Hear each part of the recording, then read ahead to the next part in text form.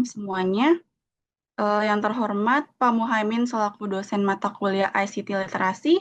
Pada kesempatan kali ini, saya dan teman-teman saya dari kelompok 3 akan membahas tentang laporan tugas ICT Literasi dengan topik resiko hukum pengelolaan sistem digital dan transaksi elektronik pada Koperasi Desa Merah Putih. Dengan anggota kelompok yang pertama ada Aldi, yang kedua ada Nadia, yang ketiga ada Sumailina, yang keempat ada Syakira, dan yang kelima ada Lydia, yang keenam ada Vanessa.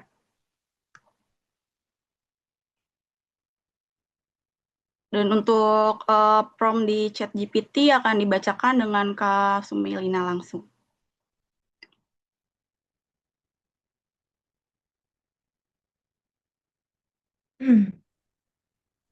Baik, terima kasih buat waktunya ya untuk prompt di chat GPT ini. eh, Akan saya bacakan.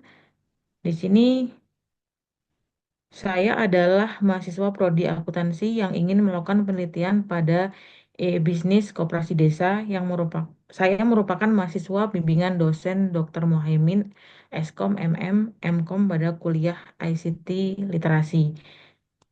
Di sini eh, di bagian ini sebagai konteks.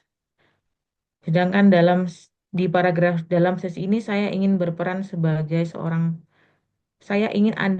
sebagai seorang penasihat akademik yang memiliki pengetahuan mendalam dan kritis tentang permasalahan dijalankannya Koperasi Desa Merah Putih. Saya ingin Anda memberikan referensi dan membuat rangkuman studi literatur pada topik saya tentang e-bisnis koperasi desa. Di sini eh, ditunjukkan sebagai peran. Kemudian di paragraf selanjutnya, saya tidak tertarik pada permasalahan koperasi desa yang berbau politik atau gosip belaka dan yang tidak mendasar, sehingga jangan rekomendasikan hal tersebut. Di sini berarti saya memerintahkan adanya sebuah larangan. Kemudian topik penelitian saya adalah risiko hukum pengelolaan sistem digital dan transaksi elektronik pada Koperasi Desa Merah Putih. Tolong berikan dan tampilkan dalam bentuk tabel hasil telaah paper yang terdiri dari 6 kolom, satu jurnal, satu jurnal atau paper isinya judul, penulis, tahun, sumber, dua latar belakang, tiga tujuan penelitian. Wait Kak, jangan cepat-cepat. Agak dia ke atasin lagi. Kenapa kan, Mas? Agak di ke atasin lagi, jangan cepat-cepat. Oke, oke. Sini. Di promnya.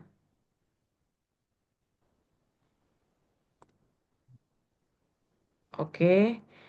Saya teruskan di tiga tujuan, empat metode penelitian, lima hasil, enam keterbatasan atau limitation atau saran penelitian selanjutnya. Berikan referensi yang terbit setelah tahun 2020. Saya ingin Anda mengambil jurnal atau paper ilmiah yang terakreditasi Sinta 2 sampai dengan Sinta 4. Di sini adalah panjang deskripsinya. Kemudian, sebagai tambahan, saya ingin Anda menganalisis persamaan metode dan hasil perbedaan metode dan hasil dan peluang penelitian berikutnya. Itu sebagai tambahan. Dari prompt ini, kita akan langsung masukkan ke dalam chat GPT, kemudian kita jalankan saja. Di situ nanti akan keluar paper-paper yang direkomendasikan oleh ChatGPT. Seperti itu. Baik, saya kembalikan lagi ke moderator mungkin. Silakan. Oke. Untuk materi dari paper yang pertama akan dijelaskan langsung oleh Kak Sumelina. Untuk Kak Sumelina dipersilakan untuk menjelaskan hasil pemaparan.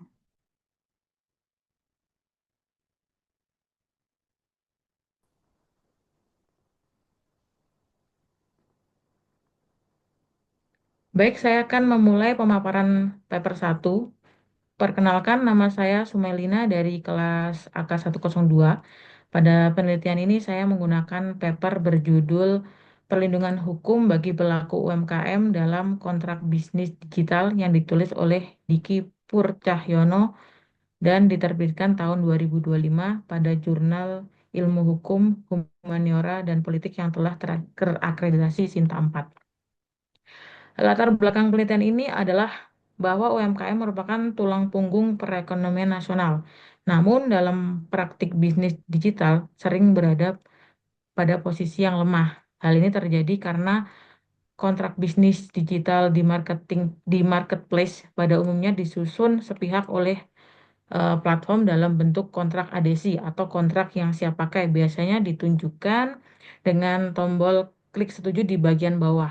Nah, selain itu pelaku UMKM memiliki keterbatasan pengetahuan hukum dan daya tawar, sementara regulasi yang ada seperti UU ITE dan PPPMSE masih dinilai belum memberikan perlindungan yang spesifik terhadap ketimpangan kontrak digital. Tujuan dari penelitian ini adalah untuk satu, menganalisis bentuk perlindungan hukum bagi UMKM dalam kontrak bisnis digital. Dua, mengidentifikasi ketimpangan posisi tawar antara UMKM dan marketplace. Ini yang artinya UMKM memiliki posisi tawar yang lemah karena harus mengikuti aturan marketplace yang ditentukan sepihak. Kemudian tiga, mengkaji kecukupan regulasi hukum di Indonesia dalam mencegah eksploitasi kontrak digital. Empat, memberikan rekomendasi pembaruan regulasi agar lebih adil bagi UMKM. Metode yang digunakan dalam penelitian ini adalah penelitian yuridis normatif atau meneliti hukum dari aturan dan teori, bukan dari wawancara atau survei, dengan pendekatan peraturan perundang-undangan seperti UU ITE, KUHP, dan juga PP nomor 80 tahun 2019. Selain itu, penulis juga menggunakan studi perbandingan hukum dengan regulasi di Uni Eropa, Singapura, dan Amerika Serikat, serta melakukan analisis doktrinal terhadap konsep kebebasan kontrak dan kontrak adhesi. Hasil penelitian menunjukkan bahwa satu, kontrak bisnis digital UMKM masih didominasi kontrak adhesi yang tidak memberikan ruang negosiasi. Dua, marketplace memiliki posisi dominan melalui kebijakan sepihak, algoritma yang tidak transparan dalam penetapan biaya dan komisi. Tiga, regulasi eh, di Indonesia masih bersifat umum dan belum secara tegas melindungi UMKM dari praktik kontrak yang tidak adil. Empat, di negara lain seperti Uni Eropa, Singapura, dan Amerika Serikat itu telah memiliki regulasi yang lebih melindungi pelaku usaha kecil. Seperti contoh konkretnya ya di negara-negara tersebut sudah ada aturan-aturan khusus yang secara tegas melindungi pelaku usaha kecil dan dari perlakuan tidak adil dalam bisnis digital, terutama saat berhadapan dengan perusahaan atau platform platform besar. Kemudian keterbatasan penelitian ini adalah penelitian masih bersifat normatif dan belum menggunakan data empiris atau data UMKM secara langsung. Selain itu, penelitian ini belum membahas secara spesifik perlindungan data pribadi dan juga keamanan sistem digital. Oleh karenanya, penelitian selanjutnya disarankan menggunakan metode empiris seperti wawancara atau survei UMKM, serta mengkaji resiko hukum sistem digital dan transaksi elektronik, termasuk dalam konteks koperasi desa. Mungkin demikian pemaparan dari saya. Paper ini menurut saya cukup relevan dan penting karena memberikan dasar pemahaman mengenai resiko hukum dalam bisnis digital yang dapat dijadikan mungkin pijakan dalam penelitian tentang resiko hukum pengelolaan sistem digital dan juga transaksi elektronik pada Koperasi Desa Merah Putih. Selanjutnya saya kembalikan kepada moderator. Terima kasih. Terima kasih untuk Kak Sumelina atas pemaparannya. Untuk selanjutnya, jurnal paper kedua akan dibacakan dengan Syakira Alzia. Untuk Syakira, waktu dan tempat dipersilahkan.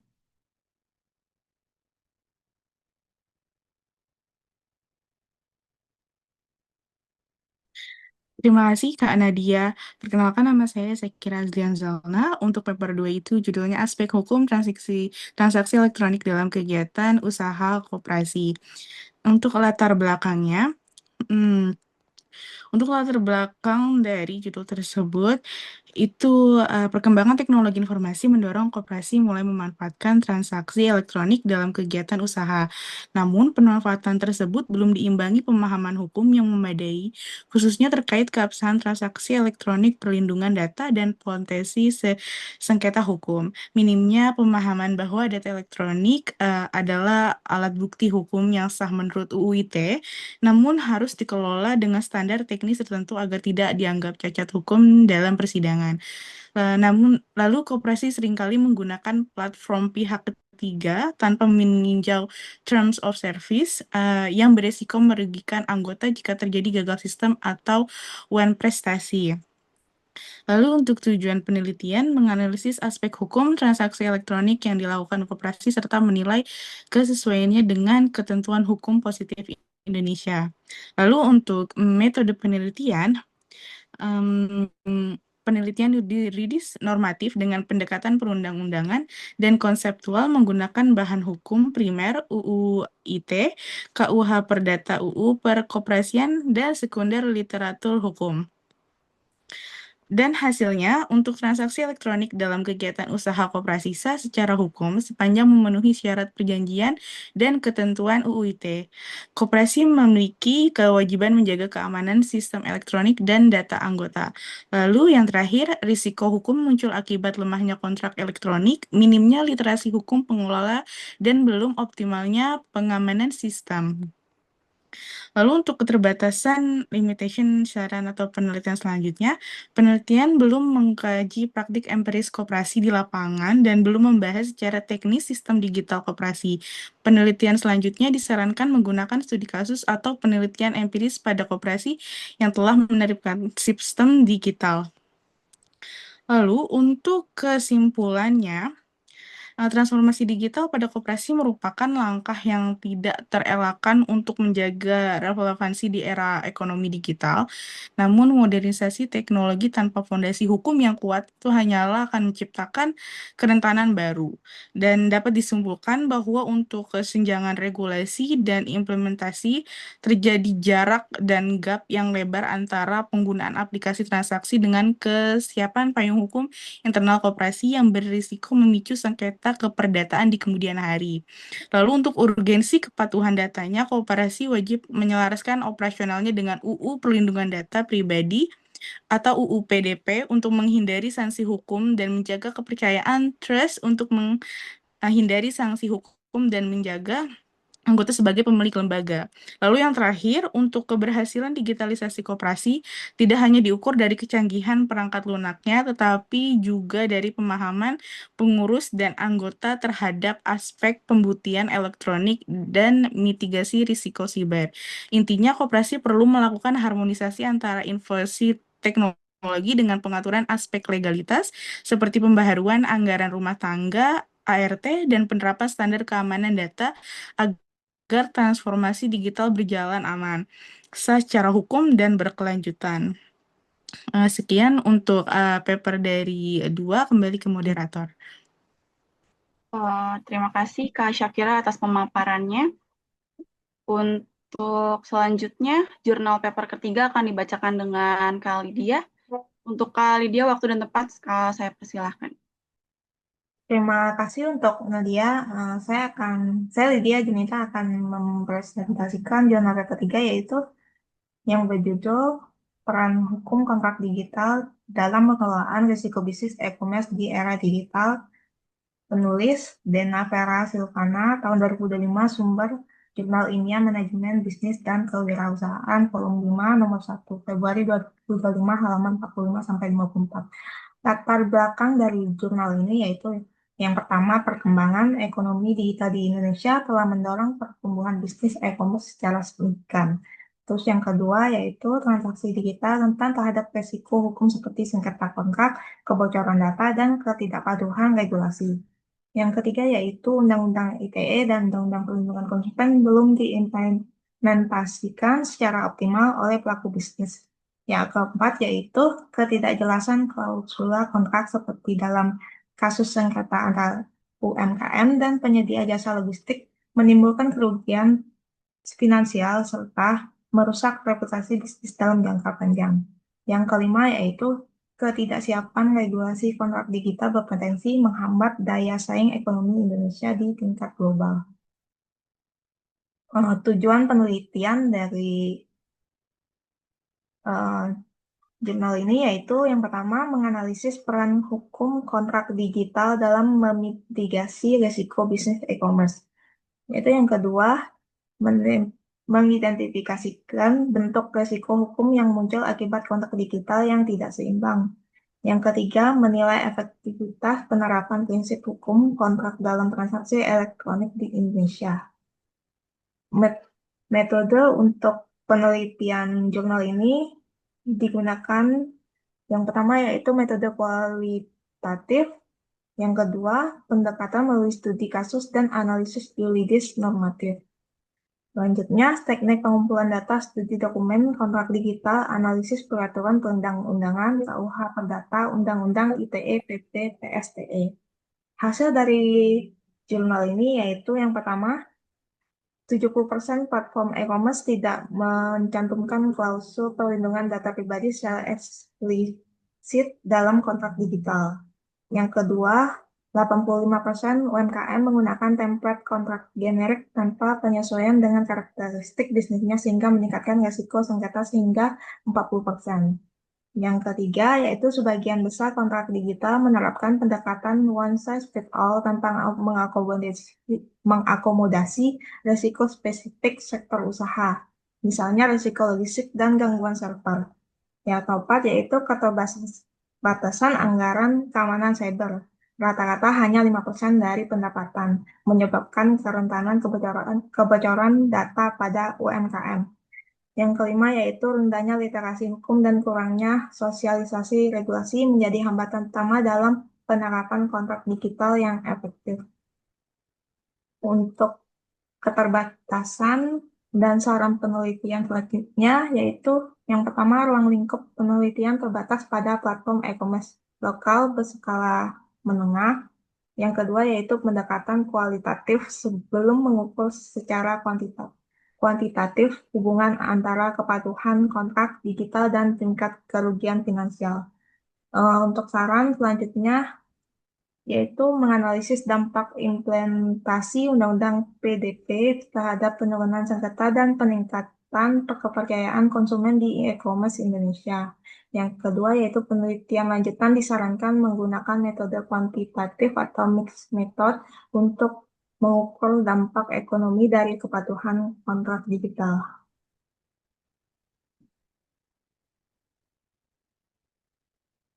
Nah,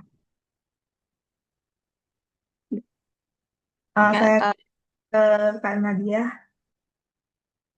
Oke, terima kasih untuk Kak Lydia untuk pemaparannya. Untuk selanjutnya, jurnal dan paper keempat akan dibacakan langsung oleh Kak Patricia. Untuk Kak Patricia, waktu dan tempat saya persilakan. Baik, terima kasih Kak.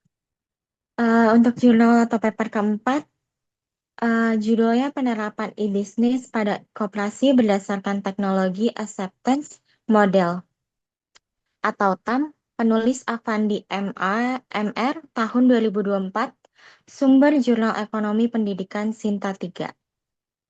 Latar belakang dari jurnal ini adalah pertama, perkembangan teknologi digital mendorong koperasi untuk beralih dari sistem konvensional ke sistem e-business.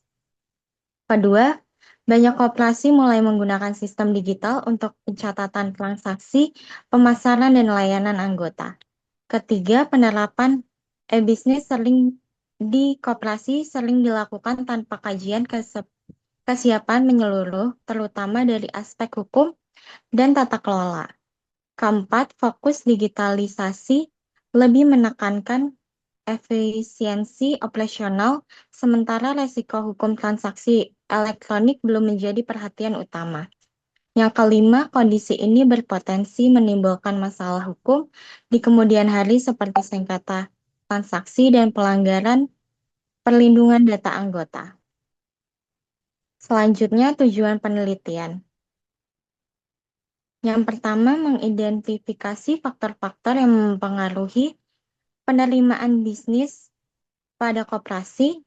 Yang kedua, mengukur tingkat kesiapan penggunaan koperasi dalam menerima sistem digital. Yang ketiga, memberikan gambaran awal kesiapan koperasi dalam menghadapi digitalisasi.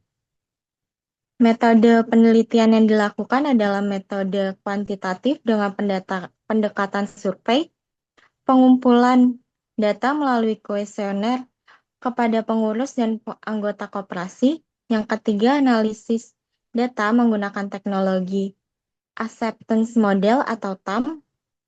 Yang keempat, teknik analisis statistik regresi. Hasilnya adalah persepsi kemudahan penggunaan sistem digital mempengaruh signifikan terhadap penerimaan e-bisnis. Persepsi manfaat juga mempengaruhi terhadap minat penggunaan sistem digital koperasi dan adopsi teknologi belum diiringi dengan pemahaman regulasi.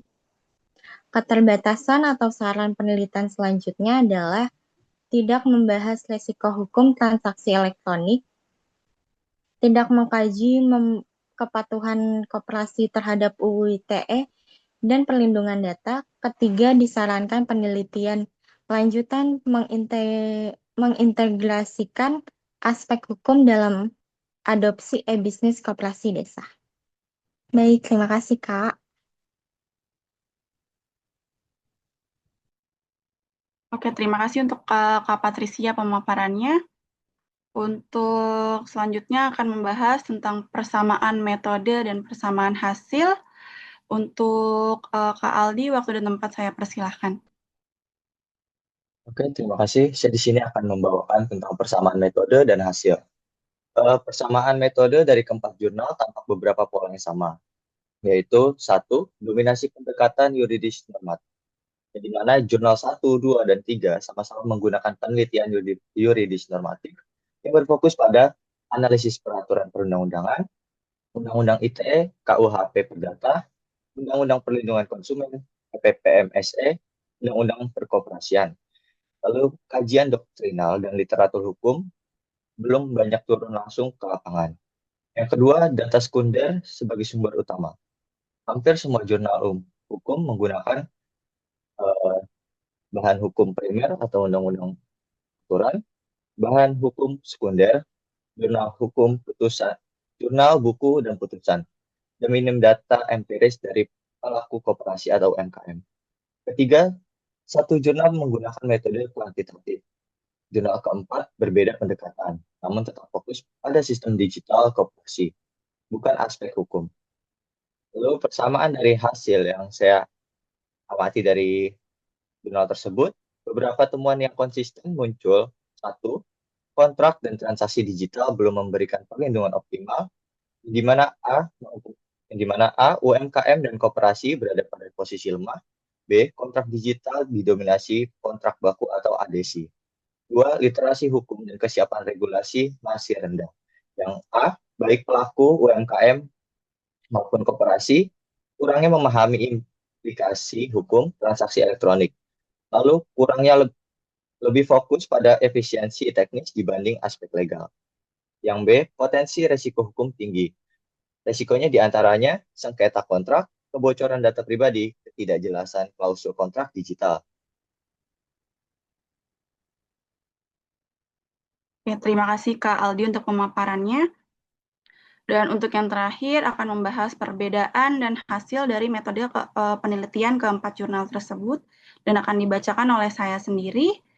Yang pertama untuk perbedaan metodenya di jurnal pertama, yaitu ada metode yuridis normatif plus perbandingan hukum membandingkan Indonesia dengan UE, US dan AS dan Singapura. Untuk jurnal kedua dengan metode penelitian yuridis normatif murni, fokusnya ke absahan hukum dan transaksi koperasi. Untuk jurnal ketiga dengan metode kualitatif, normatif, dan studi kasus, untuk analisis resikonya hukum e-commerce. Dan yang keempat, menggunakan metode kuantitatif, survei, dan regresi untuk fokus adopsi teknologi. Dan untuk perbedaannya dari jurnal tersebut, hasilnya yang jurnal pertama, hukum 1-3 menyimpulkan yang pertama regulasi ada, tapi belum efektif secara implementatif.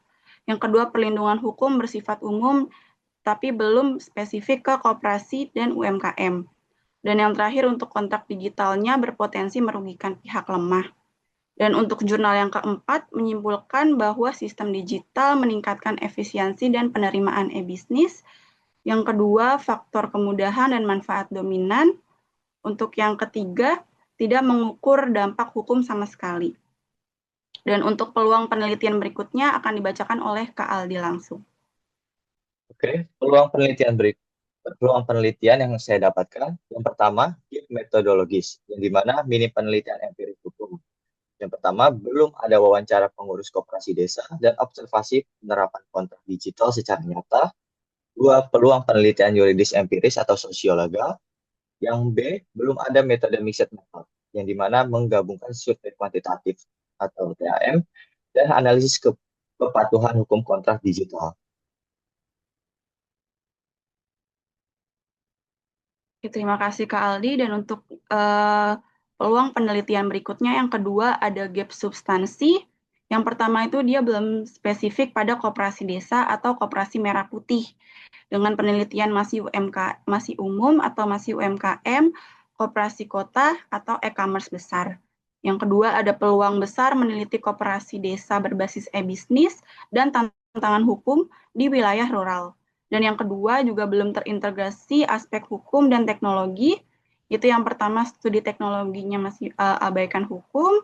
Yang kedua, studi hukumnya abaikan kesiapan sistem. Dan yang ketiga, peluang model tata kelola e-bisnis koperasi berbasis kepatuhan hukum.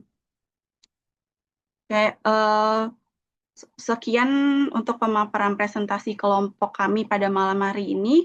Terima kasih atas partisipasinya. Mohon maaf apabila ada salah kata.